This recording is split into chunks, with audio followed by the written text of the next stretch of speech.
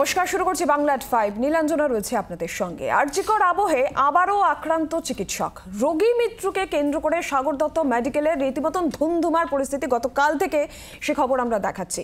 Doctor, nurse তাদের মারধর করা হয়েছে, স্বাস্থ্যকর্মীরা আক্রান্ত হয়েছেন। আর এরই প্রতিবাদে কামারহাটি সাগর দত্ত মেডিকেল কলেজে জুনিয়র ডাক্তাররা তারা কর্মবিরতি চালাচ্ছেন। হাসপাতাল চত্বরে ধর্ণা চলছে।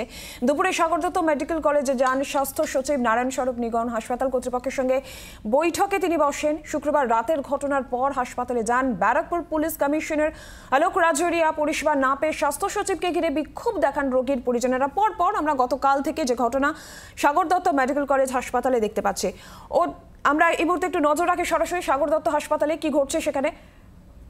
নার্সদেরও কথা শোনা হয়েছে, ফ্যাকাল্টিদেরও কথা শোনা হয়েছে। স্থানীয়ভাবে এখানে একটা পেশেন্ট পার্টি মিটিং করতেও স্ট্রেস দেওয়া হয়েছে। Thank you.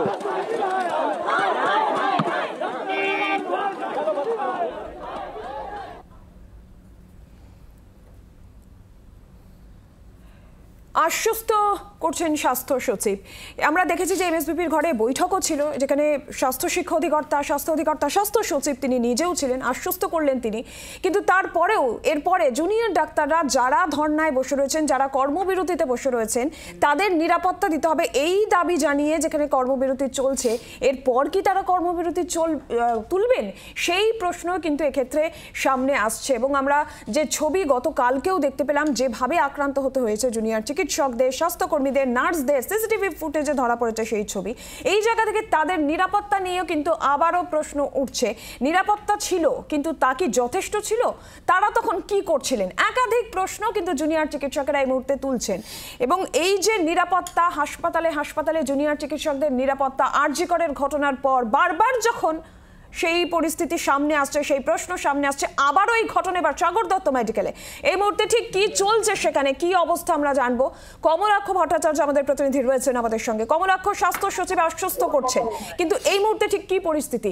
যারা ধর্নায় বসেছেন জুনিয়র চিকিৎসকেরা আক্রান্ত, তারা কি আশ্বস্ত হলেন? দেখো, এই মুহূর্তে নতুন করে উত্তেজনা কার্যত ফের নতুন করে স্কুল চালান এই সাগর দত্ত মেডিকেল কলেজ হাসপাতালে। প্রথমে জানিয়ে রাখি, প্রশাসনিক বৈঠক এবং কলেজ কাউন্সিলের যে বৈঠক সাগর দত্ত হয়েছে, সেই বৈঠক শেষে যখন স্বাস্থ্য সচিব থেকে শুরু করে স্বাস্থ্যকর্তারা বেরিয়ে আসছিলেন, তাদেরকে ঘিরে ব্যাপক বিক্ষোভ দেখাতে শুরু করেন জুনিয়র ডাক্তাররা। যে ব্যাক স্লোগান দেওয়া হয়, স্বাস্থ্য সচিব হাই হাই স্লোগান দিয়ে তাকে কিন্তু বিক্ষোভ দেখানো হয়। এবং তারপরে দেখা যায় কিন্তু স্বাস্থ্য সচিব তিনি জানিয়েছেন ইতিমধ্যেই যে সমস্ত বৈঠক সদর্থক হয়েছে, সিসিটিভি মনিটরিং করা হচ্ছে, নতুন করে সিসিটিভি লাগানো হবে, প্রচুর সংখ্যায় পুলিশ নিয়োগ করা হবে। এই জুনিয়র ডাক্তার এবং নার্সদের যাবতীয় দাবিগুলি শোনা হয়েছে। সমস্ত বিষয় খতিয়ে দেখে স্বাস্থ্য দপ্তর অবিলম্বে এই সাগর দত্ত মেডিকেল কলেজে যথাযথ যা ব্যবস্থা নেওয়ার সেটি নেবেন। স্বাস্থ্য সচিব এই বক্তব্য দিয়ে তাকে যখন বিক্ষোভের মুখে পড়ে তিনি যখন বেরিয়ে যান, তারপর থেকে নতুন করে উত্তেজনা শুরু হলো সাগর দত্ত মেডিকেল কলেজ হাসপাতালে। তার কারণ, গতকাল যে মহিলার মৃত্যুর ঘটনা ঘটে, যে মহিলার মৃত্যুকে ঘিরে এই তীব্র ডামাডোল শুরু হয় সাগর দত্তে, জুনিয়র ডাক্তারদের মারধরের যে অভিযোগ ওঠে, সেই মহিলার পরিবারের লোকজন এবং তার সঙ্গে প্রায় 50 মহিলা তারা এই মুহূর্তে হাসপাতালে এসে তুমুল বিক্ষোভ দেখানো শুরু করেছেন। তারা চিৎকার করে বলছেন, চিকিৎসকদের গাফিলতিতেই গতকালে মৃত্যু, চিকিৎসক কালকে ছিল না, কেন এই মৃত্যু ঘটলো তার জবাব দিতে হবে। ডাক্তারদের কাছে সেই জবাব চাইছেন সেই মৃতের পরিবার। এবং তার সঙ্গে সঙ্গে তাদের বক্তব্য, ঘটনার পর ইতিমধ্যেই পুলিশ তাদেরই পরিবারের 4 জনকে গ্রেফতার করেছে, তাদেরকে অবিলম্বে ছাড়তে হবে সেই দাবি জানিয়ে তারা কিন্তু এই মুহূর্তে হাসপাতালের সামনে তারা তুমুল বিক্ষোভ দেখাতে শুরু করেছেন। একদিকে জুনিয়র ডাক্তারদের আন্দোলন, যে আন্দোলনে ইতিমধ্যেই আরজিকর থেকে প্রতিনিধি দল তারাও এসছেন, অনিকেত মাহাতো থেকে শুরু করে বিভিন্ন তারাও এসছেন। আর তাদের বিরুদ্ধে ওঠা অভিযোগ নিয়ে তাদের কি বক্তব্য? দেখো, খুব স্পষ্টতই তাদের বক্তব্য, চিকিৎসকরা সেখানে ছিলেন, তারা ছিলেন বলেই তাদের উপরে চড়াও হতে পেরেছেন এই পরিবারের আত্মীয়রা। গতকাল নজর রাখো, আপডেট আমরা নিতে থাকবো।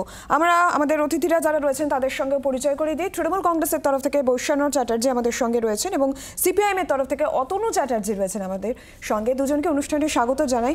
বৈশ্বর্ণদা, প্রথমেই আপনার কাছ থেকে জানতে চাইবো, যে পরিস্থিতি আমরা দেখলাম সাগর দত্তে, আমরা বারবার করে আরজিকরের ঘটনার পর নিরাপত্তা, জুনিয়র জুনিয়র ডাক্তারদের নিরাপত্তার বিষয়টা বারবার করে সামনে এসেছে। শীর্ষ আদালত, রাজ্য প্রশাসন, মুখ্যমন্ত্রী সকলে আশ্বস্ত করেছেন, কিন্তু বাস্তবে এই ছবি দেখতে পাওয়া যাচ্ছে। আবারও তাদের আক্রান্ত হতে হলো, মারধর করা হলে স্বাস্থ্যকর্মীরাও বাদ গেলেন না। কি বলবেন? একজন পেশেন্ট মারা গেছেন, তার পরিবার বলছে যে মৃত্যু হয়েছে তাদের গাফিলতির জন্য, এই নিয়ে একটা বিক্ষোভ হয়েছে এবং তারপরে পুলিশ ব্যবস্থা নিয়েছে। যারা এই ধরনের ঘটনার সঙ্গে যুক্ত ছিলেন তারা গ্রেপ্তার হয়েছেন। আবার সেই পেশেন্ট পার্টির বাড়ির লোকেরা এসে বলছেন কি ডাক্তারবাবুরা ছিলেন না বলে পেশেন্ট মারা গেছে। আবার ডাক্তারবাবুরা বলছেন যে আমরা যদি নাই থাকবো তাহলে ওনারা এসে আক্রমণ করলেন কি করে।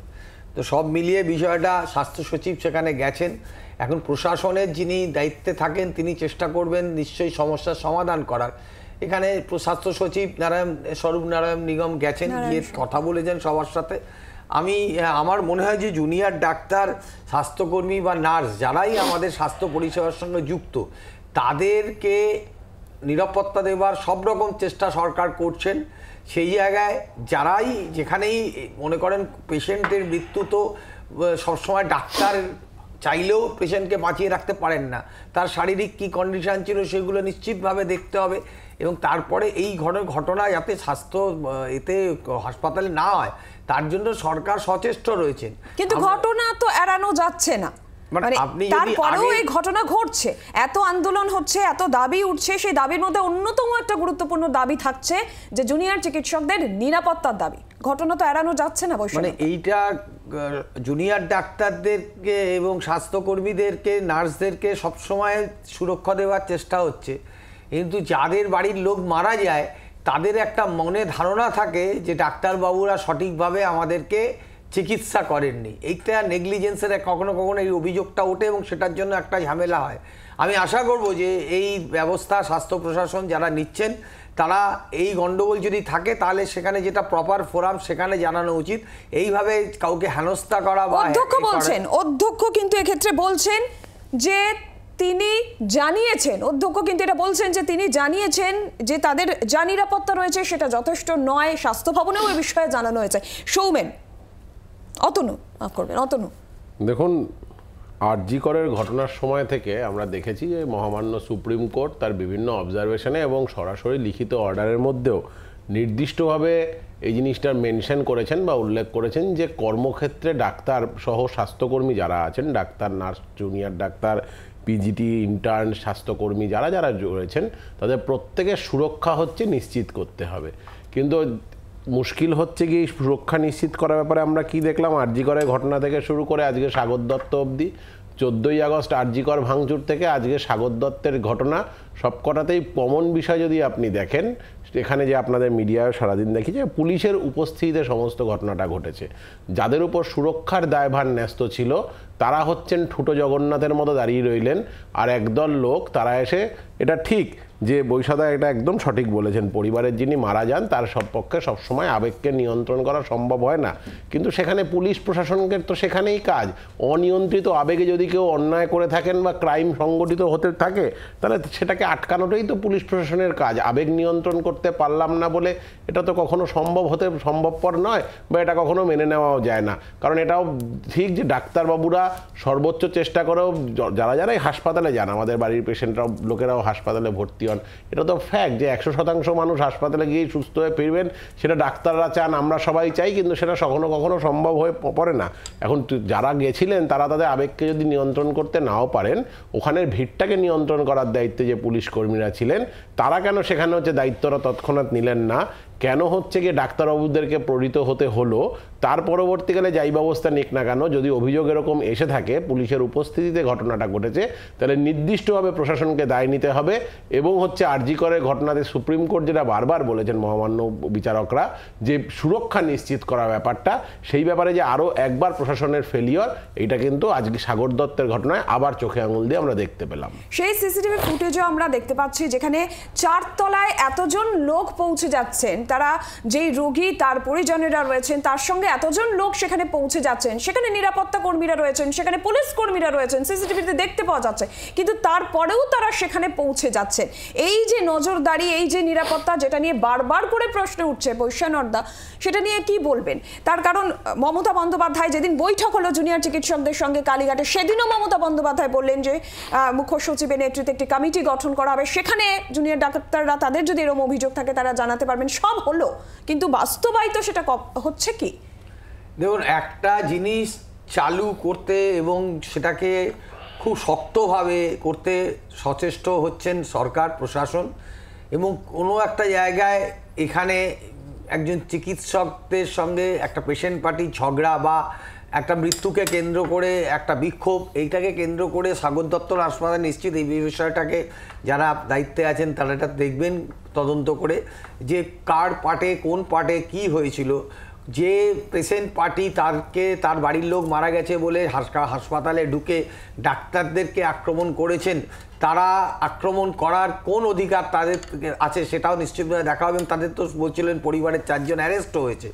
এটা অবিলম্বে আমরা যেটা চাইছি, সরকার যেটা চাইছেন আন্তরিকভাবে, যে এই ধরনের ঘটনা যাতে কোনো মতেই না ঘটে তার জন্য প্রশাসনকে তার ব্যবস্থা নিতে হবে। তারপরেও আজকে একটা হয়েছে সাগর দত্ত হাসপাতালে, সিসিটিভিতে দেখা যাচ্ছে, এবং প্রশাসন ব্যবস্থা নিয়েছে এবং তার মধ্যে 4 জনকে অ্যারেস্টও করেছে, এবং তারপরে আবার পেশেন্ট পার্টির লোক এসে কেন অ্যারেস্ট করা হলো সেটাও এখানে বিক্ষোভ দেখাচ্ছেন। তো সেই জায়গাটায় দাঁড়িয়ে প্রশাসন নিশ্চিতভাবে কড়া হাতে এটাকে দমন করবেন। যে পরিস্থিতি হোক না কেন, যদি কোনো বাড়ির কিছু বক্তব্য থাকে সেটা তার যে ফোরাম আছে সেই ফোরামে জানাতে হবে। এভাবে চিকিৎসকদের ওপরে একজন চিকিৎসা করে চলে যাবেন, অন্য একজন চিকিৎসকের ওপর আক্রমণ হবে, নার্সদের ওপর স্বাস্থ্যকর্মী, এটা কখনোই প্রশাসন বরদাস্ত করবে বলে আমার মনে হয় না।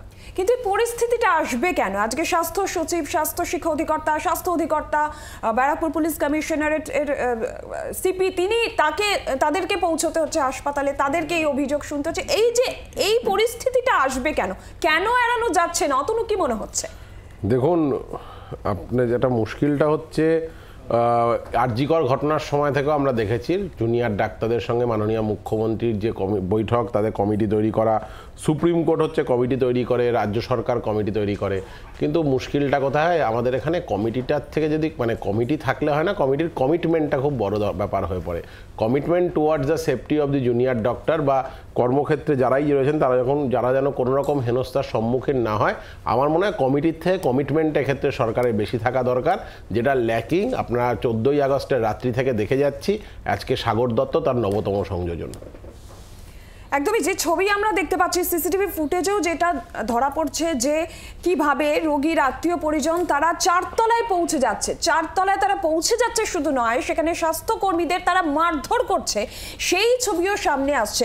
আমার সঙ্গে আরও একজন অতিথিও এসেছেন বিজেপির তরফ থেকে, সর্বরী মুখোপাধ্যায় আমাদের সঙ্গে যোগ দিয়েছেন আলোচনায়। সর্বরী, আপনার কাছে আসি। সাগর দত্ত মেডিকেলের যে ঘটনা ঘটছে, আমরা দেখলাম যে আবারও জুনিয়র চিকিৎসকেরা তারা আক্রান্ত হলেন, তারা এই মুহূর্তে কর্মবিরতি, তারা সেই মুহূর্তে ধর্নায় রয়েছেন। স্বাস্থ্য সচিব, স্বাস্থ্য দপ্তরের যারা শীর্ষকর্তারা তারা পৌঁছে গেছেন, স্বাস্থ্য সচিব আশ্বস্ত করছেন, কিন্তু তারপরও কর্মবিরতি, ধর্না রয়েছে, পাল্টা আবার বিক্ষোভও হচ্ছে। কি বলবেন গোটা ঘটনায়?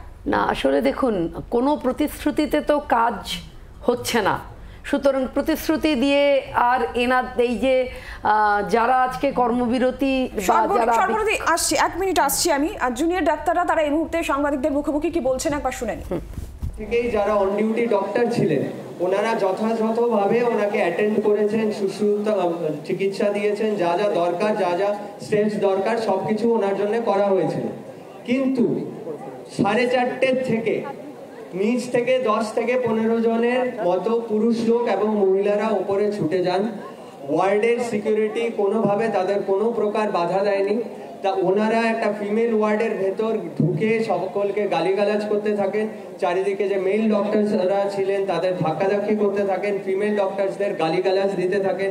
আমাদের ফিমেল পিজিটির গায়ে হাত তোলেন, হাত ধরে টানাটানি করেন, এবং ফিমেল ইন্টার্নসদেরও হাত ধরে টানাটানি করেন। ওনাদের বারবার একটাই কথা বলা হয় যে সিপিআর বন্ধ হলেই এখানে আবার আরজিকর করে দেবো। আরজিকর করে দেবো মানে ওনারা কি বলতে চাইছেন, আরজিকরে কি হয়ে গেছে সেটা আমরা সবাই জানি, সেটার জন্যই আমরা লড়াই করছি এতদিন ধরে। কিন্তু ওনারা এসে কালকে আমাদের মাঝখানে রীতিমতো থ্রেট দিচ্ছে জুনিয়র ডাক্তারদের যে কিছু হলেই আমরা আবার আরজি কর করে দেবো। শুধু তাই নয়, ওখানে যারা সিস্টার ছিলেন, যারা গ্রুপ ডি স্টাফ ছিলেন, সিস্টারদের গায়ে হাত তুলেছেন ওনাদের, তাও আমি কুর্নিশ জানাই, ওনাদের গায়ে হাত তোলার পরও ওনারা ইমার্জেন্সি মেডিকেশন দিয়েছেন ওদের, তাও ওনারা গায়ে হাত তুলে গেছেন, ভার্বালি অ্যাবিউজ করেছেন।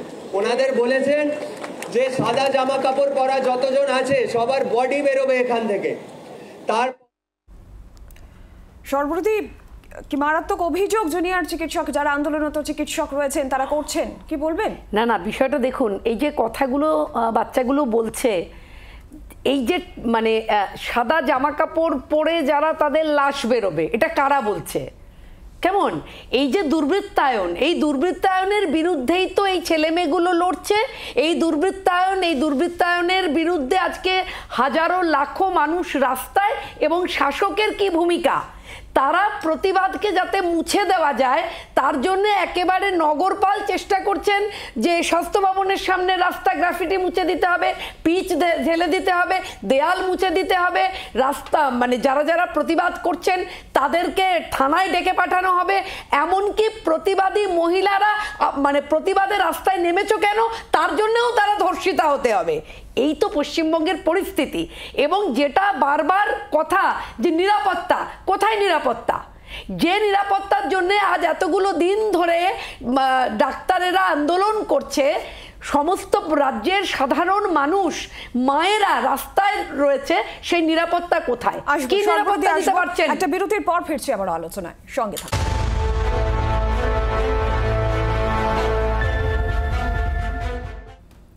দেখছেন বাংলা@5। বৈষ্ণবদার কাছে যাই। বৈষ্ণবদা, আপনি শুনলেন জুনিয়র চিকিৎসকেরা তারা যে অভিযোগ করছেন, মারাত্মক অভিযোগ তারা করছেন। তারা বলছেন যে লাশ ফেলে দেওয়ার কথা তাদের বলা হয়েছে, সিপিআর বন্ধ হলে আরজিকর হয়ে যাবে, এমন মারাত্মক চাপ, হুমকি তাদের দেওয়া হচ্ছে। ওনারা বলছেন নিশ্চয়ই প্রশাসন ব্যবস্থা নেবে, কিন্তু বিজেপির প্রতিনিধি একটু দেরিতে এসে এরকম আমাদের তৃণমূলকে অ্যাটাক করলেন। ওনার জানা উচিত যে এই জুনিয়র ডাক্তারদের আন্দোলনকে ওনার দলের নেতা দিলীপ ঘোষ নাটক বলেছেন, সেলফিশ মুভমেন্ট বলেছেন ময়নার বিধায়ক অশোক দিন্দা। অগ্নিমিত্রা পাল গেছিল, সেখানে তাকে গো ব্যাক দিয়ে জুনিয়র ডাক্তাররা হটিয়ে দিয়েছেন যে উনি রাজনৈতিক ফায়দা নিতে এসছেন। অভিজিৎ গাঙ্গুলি, এই যিনি তমলুক থেকে এসছেন, তিনিও ওখানে গেছিলেন, সেখানেও তাকে গো ব্যাক ধ্বনি শুনতে হয়েছে। তাই যারা এটাকে রাজনীতির স্বার্থে ব্যবহার করার চেষ্টা করছেন, আরজি করের ঘটনাটাকে, হাসপাতালের ঘটনাটাকে, তাদের বলি যে রাজনীতির নয়, প্রকৃত যারা দোষী তাদের দোষী সাব্যস্ত হলে তাদের শাস্তি চাই। আমরা এর ফাঁসির দাবিতে প্রতিবাদ করেছি, আন্দোলন করেছি। সুতরাং আপনারা এটাকে রাজনৈতিক ফায়দা নেবার চেষ্টা করবেন না। এখানে যে ঘটনা ঘটছে, জুনিয়র ডাক্তাররা বলছেন যে তাদের যদি এই ধরনের হুমকি পেতে হচ্ছে, তারা বসেছেন কর্মবিরতিতে, তারা কাজ করতে চান, কিন্তু তারা নিরাপত্তার অভাব বোধ করছেন। যারা সেখানে মহিলা চিকিৎসকেরা রয়েছেন, স্বাস্থ্যকর্মীরা রয়েছেন, তারা নিরাপত্তার অভাব বোধ করছেন, এই ধরনের হুমকি তাদের পেতে হচ্ছে। তারা ধর্নায় রয়েছেন, কর্মবিরতিতে রয়েছেন। এই ব্যাপারে কি বলবেন? নিরাপত্তার জন্য সরকার সব সময় আপ্রাণ চেষ্টা করছে, সেটা দেখতে পেয়েছি আমরা। এবার আপনাদের প্রবলেম হলো আপনারা তো সমালোচনা করছেন, আপনারাই নাটক বলেছিলেন, আপনাদের নেতাই নাটক বলেছিল। জুনিয়র ডাক্তার মুখ্যমন্ত্রী যতটা জুনিয়র ডাক্তারদেরকে নাটক, আন্দোলনকে নাটককে আপনারা বলেছেন কি বলেন? জায়গা পাইনি, এই ধরনের কথা বলে লাভ নেই। আপনাদের যা করছেন, আপনারা যা করছেন, মৃত্যুকে নিয়ে রাজনীতি করবেন না। মৃত্যুকে নিয়ে, আরে সাগর দত্ত তো অ্যারেস্ট হয়েছে, বিহার ইউপিতে অ্যারেস্ট হয় না, গুজরাটে আস্থা হয় না, গুজরাটের হাসপাতালগুলো আস্থা গুড়িয়ে জানেন না আপনি। আসবো অতনুর কাছে যাবো। অতনু, দেখুন, এটা খুব ভয়ানক একটা স্টেটমেন্ট যারা জুনিয়র ডাক্তারবাবুরা বললেন যে আরজিকর করে দেবো। এখন মুশকিল হয়ে গেছে। বিগত কয়েকদিন ধরে আরজিকর মুভমেন্ট চলাকালীন আপনারা দেখেছেন যে এক অংশের মানুষ একদম দায়িত্ব নিয়ে নেমে পড়েছেন ডাক্তারদেরকে গণশত্রুতে পরিণত করবার জন্য, এবং তারই প্রচারের ফলশ্রুতি হচ্ছে মানুষের মনে হচ্ছে এই ধরনের কথাবার্তা। আর 2 নম্বর, বৈশাদা এখানে বললেন যে আমরা 1 সপ্তাহে ফাঁসি চেয়েছি। এটাও মনে রাখতে হবে, তৃণমূল কংগ্রেস এখানে 1 সপ্তাহে ফাঁসি চাইছে, সুপ্রিম কোর্টে গিয়ে শুনানির তারিখ। একদম অবশ্যই আরজিকরের পরিস্থিতির দিকে আমাদের নজর থাকবে। বাংলা@5 এখানেই শেষ করছি। সবাইকে অনেক ধন্যবাদ। চক্রান্তের শিকার যেই 24 ঘন্টায় মুখ খুলেছেন থ্রেট কালচারে অভিযুক্ত বিরূপাক্ষ বিশ্বাস। দেখুন সন্ধ্যে 6টায় হ্যালো কলকাতায় যেই 24 ঘন্টা এক্সক্লুসিভ। এই যে এই নারকীয় ঘটনা, যেটার জন্য আমরা সবাই বিচার চাইছি, আমি একজন চিকিৎসক হয়ে আমিও বিচার চাইছি। এই নারকীয় ঘটনার উপরে যারা নিজেদের রাজনৈতিক রুটি শেখে, if I repeat my word, যারা নিজেদের রাজনৈতিক রুটি শেখে তারা এই জিনিসটা করেছে। বাংলার আওয়াজ, বাঙালির আবেগ, জি 24 ঘন্টা।